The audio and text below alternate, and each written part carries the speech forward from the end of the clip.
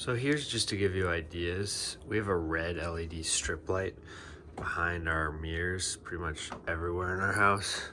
It's kind of ambient light. You can use that in like your children's bedroom as even like a nightlight or something. Just hide the LED strip lights behind, you know, a piece of wood or maybe a picture. There's a couple things you can do. And then in this bathroom, we've got a red light, and then this is the 1700K Waveform bulb. That's an LED that has the lowest flicker, and 1700K cuts out almost all the blue. That's a really good night bulb that will help your kids sleep, and it doesn't flicker. And then this is a 2700K Waveform, which is pretty much your standard bulb, but it's gonna be a little bit warmer. I wouldn't go above 2700K anywhere in my house personally, but some people might want 3000K or 4000K places where they need a lot of light. But this 1700K bulb is really nice. It'd be a great bulb for a child's room. If you don't want to go all red, if you still need to see some color, it's just a nice warm amber. And then the red bulb is a TCP 5-watt bulb. And again, all the links will be at the bottom in the description of this YouTube video. And the red bulb doesn't flicker at all too. It's less than 1% flicker.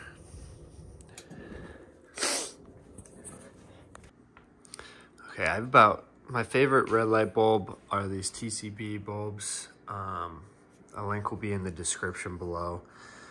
They are my favorite red light bulb because they're lower brightness, they're the truest red bulb, and their flicker is under 1%, which is practically no flicker. The problem with LEDs used to be that they flicker really bad and give people migraines and headaches, which can be huge for kids because if you have a bulb that's flickering, the issue is the nervous system's reacting to that flicker even though you can't see it. And a way you can detect that is by doing a slow motion video. Here's a video of what these lights in this kitchen used to be before I switched them out. And you can do a slow motion video on your iPhone to see if your lights flicker at all. And when you do that, you shouldn't see any flutter or on off or flicker from your lights. And if you do, you should switch your bulbs to the ones I recommend below. But these don't flicker at all. They're true red. Some of these red bulbs are actually more pink or orange, which will give off a little bit of blue light, or just they're more annoying to the eyes. These ones are really nice on the eyes.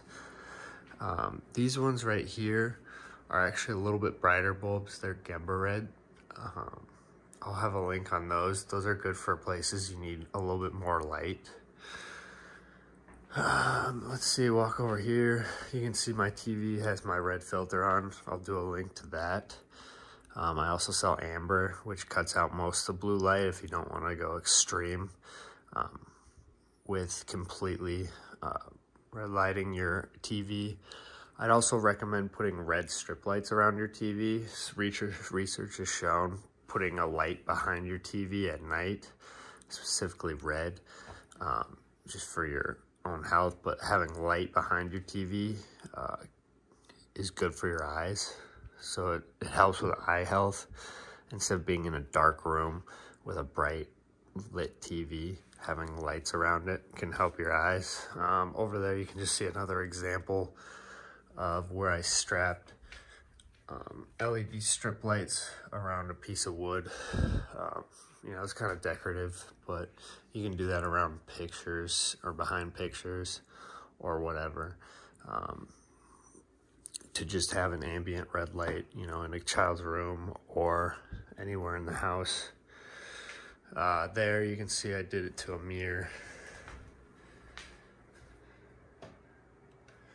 It just looks kind of nice in the room.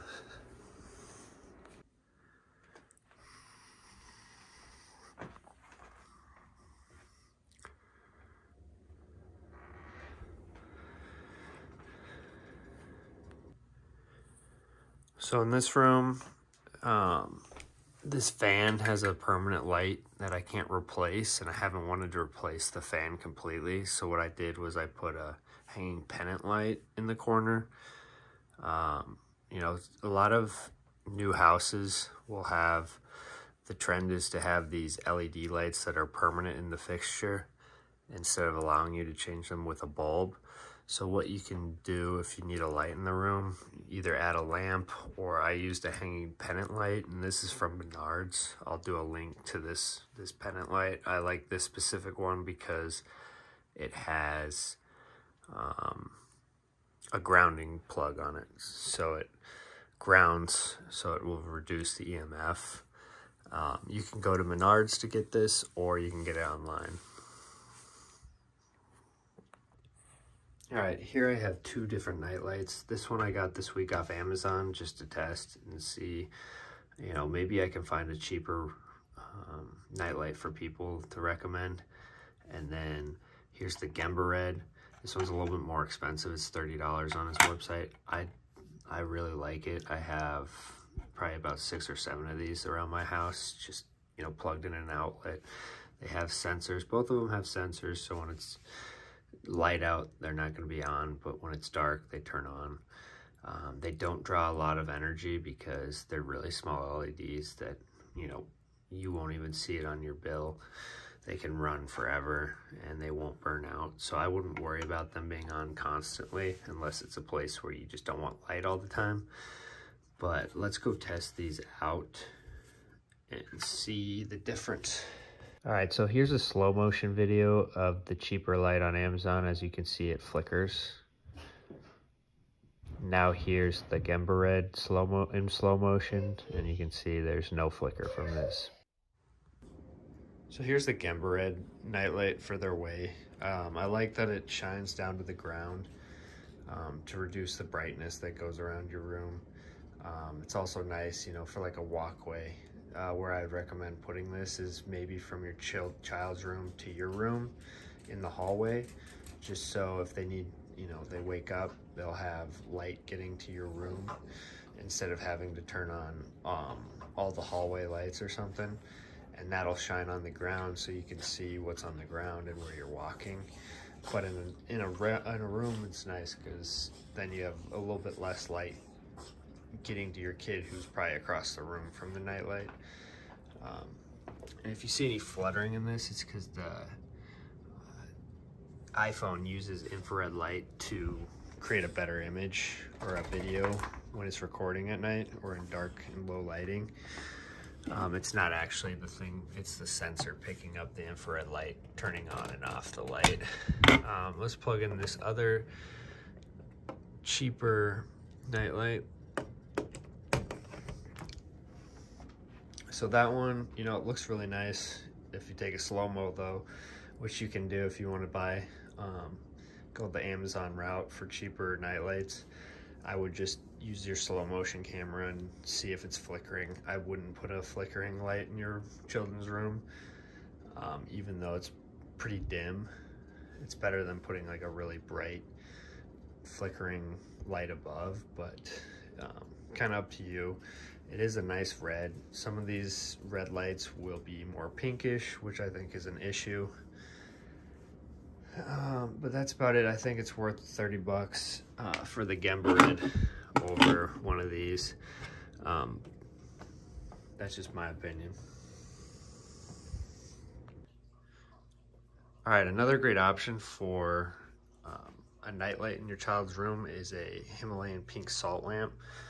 You can buy those for, you know, decent price, or some people already have them. What I do is I put a red bulb in them. They're C7 incandescent red Christmas light bulbs. You can buy them on Amazon for probably like $4 for like 4. They're like $1 a piece. They're gonna flicker a little bit because incandescent bulbs flicker around 10%, but I think having it in the salt one, it cuts out it'll cut out some of the effects of the flicker because of just having this large of diffuser. The salt is a diffuser of the light. And I also don't, they come standard with white LED or a white incandescent white incandescent Christmas light style bulb. I think they're a little bit too bright for a child's room. So I use the red Christmas bulbs to darken it and make it more red. I actually don't like those red bulbs standard, not in one of these, because they are more pinkish. And they do emit some blue light.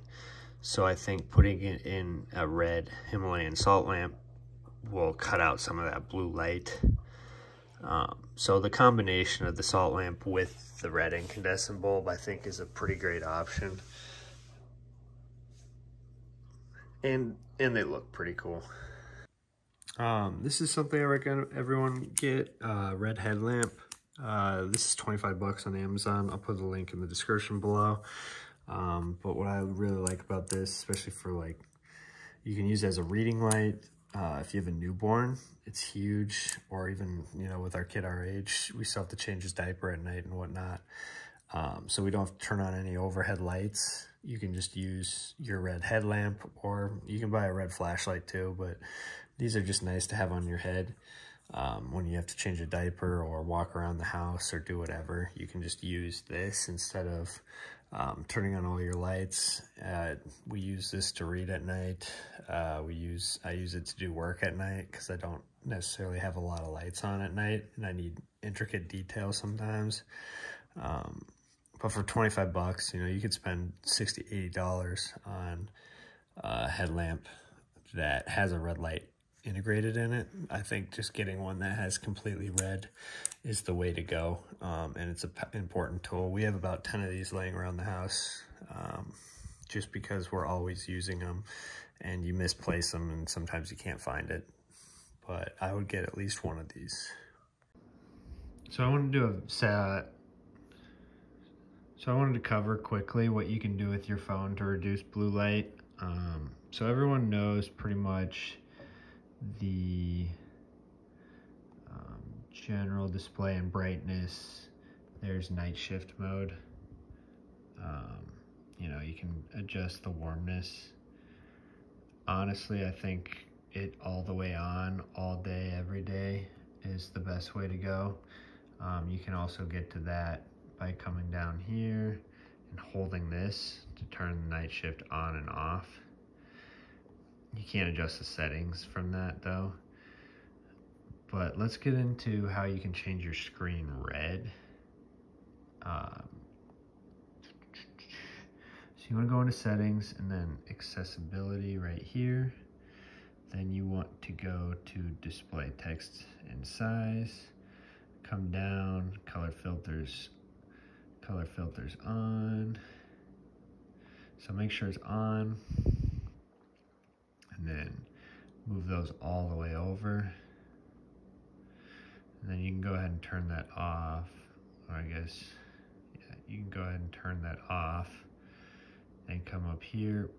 The main thing you gotta do is create a shortcut. So when you go back to, this is straight from the accessibility. Go all the way to the bottom, accessibility shortcuts. Oh. Boom. And then you want to select color filters. And this means, these are shortcuts for your home button. So I'll show you when I get back here. 3 clicks on the right home button, or if you have the home button down here on the older phones, 3 clicks turns it red. So you can easily turn that on and off because you're not going to want that all the time. You'll use that mostly at night. And that's how you do that.